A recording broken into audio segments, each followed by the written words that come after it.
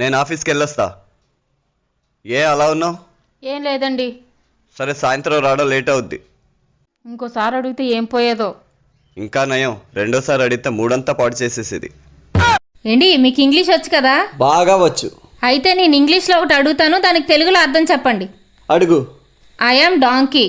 నేను గాడిదని. అది నాకు తెలుసండి, కానీ దాని అర్థం చెప్పండి. దాని అర్థమే. ఏ మనుషులో ఏంటో అర్థం కావట్లేదు. ఏమైంది వదినా అలా చిరాకు పడుతున్నావు? మన షాప్ కి ఒక కస్టమర్ వచ్చాడు. మీరు ఏ ప్రొడక్ట్ అయినా కస్టమర్ కి రీజనబుల్ రేట్ లో ఇస్తున్నారండి. మీ వ్యాపారం 3 పువ్వులు 6 కాయలుగా వర్ధిల్లాలని దీవించాడు. అలా దీవించడం మంచిదే కదా వదినా? ఏం మంచిది? ఎక్కడైనా 3 పువ్వులు 6 కాయలు కాస్తాయా?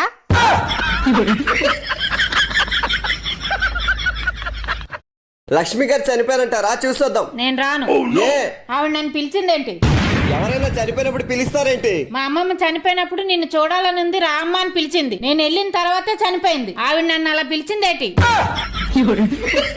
నాకు చపాతీ తినాలనుంది, చపాతీ చేయవా? నాకు రాదు కదండి, మీకు తెలుసు కదా. సరే, మీకోసం ట్రై చేస్తాను. 1/2 కేజీ పిండిలో ఎన్ని బకెట్లు నీళ్ళు కలపాలి?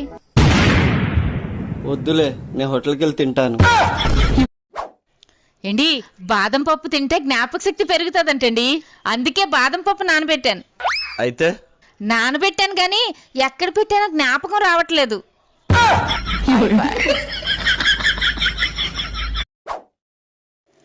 సిగ్గు లేదండి? పెళ్ళే 2 పిల్లలున్నారు, వచ్చేపోయి ఆడవాళ్ళని చూస్తారా? కుక్కర్ పాత పడినంత మాత్రాన విజిలేయడం మానేది కదే. జాగ్రత్త, అసలే పాత కుక్కర్, ప్రెజర్ ఎక్కువైతే పేలిపోద్ది.